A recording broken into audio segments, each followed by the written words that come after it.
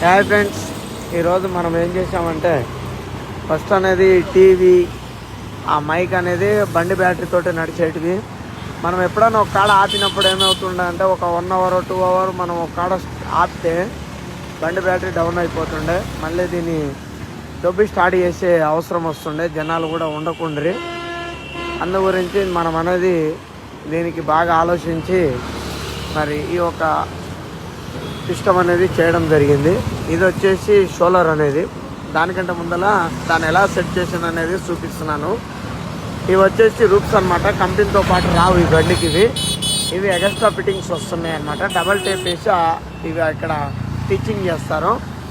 అయితే మనం ఈ సోలార్ ఫిట్టింగ్ చేయడానికి ఇవి మనకు చాలా అవసరం అనమాట. ఫస్ట్ పాయింట్ సోలార్ ఎలాగ సెట్ చేశానంటే ఇది సోలార్ సిస్టమ్ అనమాట. మొత్తానికి ఇది వచ్చేసి 85 వాట్స్ సోలార్.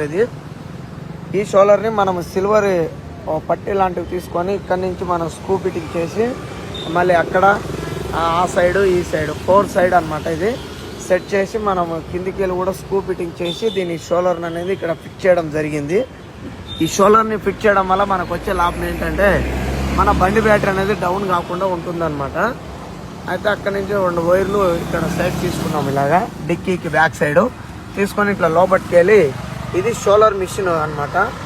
ఇది సోలార్ మిషన్ అనేది మనం సోలార్ నుంచి మనకి బ్యాటరీకి అనేది కరెంటు పాస్ అవుతుంది అనమాట. ఇక్కడ చూస్తున్నారు కదా, మనకి ఎంత ఉంది, 12.8 ఉంది అనమాట. అంటే ఇప్పుడు ఫుల్ ఉంది మన బ్యాటరీ.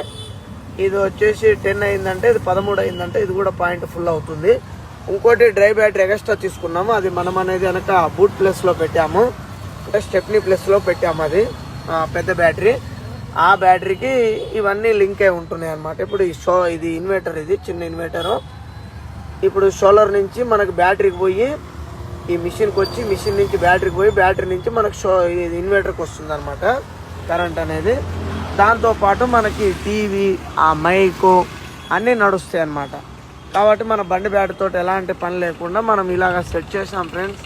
మరి ఫ్రెండ్స్ చాలామంది ఇన్స్టాలో ఉన్నారు కాబట్టి వాళ్ళంతా చూస్తారనే ఆలోచనతోటి మరి ఒక వీడియో తీయడం జరుగుతుంది. అందరికీ నమస్తే.